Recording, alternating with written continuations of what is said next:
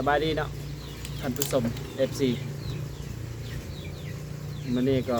บ่ฮู้ว่ามีเวียกหรือบ่มีเวียกบ่ฮู้เนาะบ่ได้กินข้าวมาแต่เช้าข้าวสวยบ่กินข้าวเช้าก็บ่กินอยู่ละเมื่อยจนสลบเนาะก็เลยต้มมี่ไปกินช่วงวิกฤตเนาะเงินเดือนบ่มีเงินปีก็แฮงบ่มีเงินมือก็บ่มีนี่สิมากินมี่เนาะอันนี้ซื้อมาแต่ไทยนี่นะมีอันนี้นะซื้อมาแต่ประเทศไทยนี่มีอันนี้แม่นซื้ออยู่ลาวธรรมดาเด้อกินกับแม็กกี้เนาะผมมีอย่างลง YouTube เนาะช่วงนี้ก็เอากินมี่เนี่ยมันต้มมี่ใส่ไข่พี่น้องแซ่บอีหลีนี่มาเลยกินนำกันแซ่บอีหลีคักนัวโลดแซ่บโลดมื้อนี้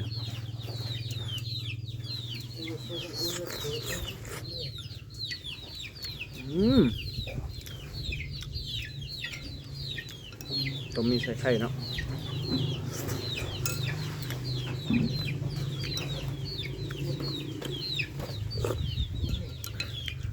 ยินเสียงไก่อยู่ใส่โลด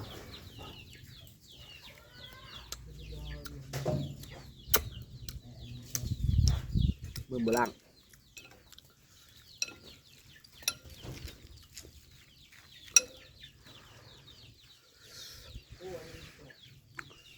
แซ่บรสแบบนี้นะ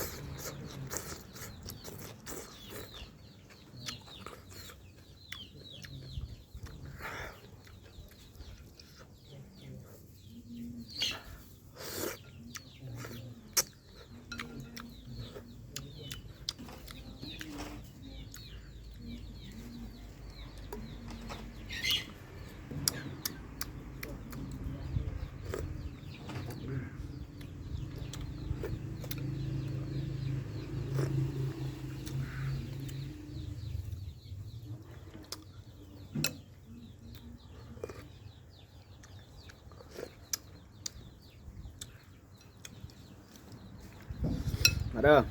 กินน้ำกันเด้อ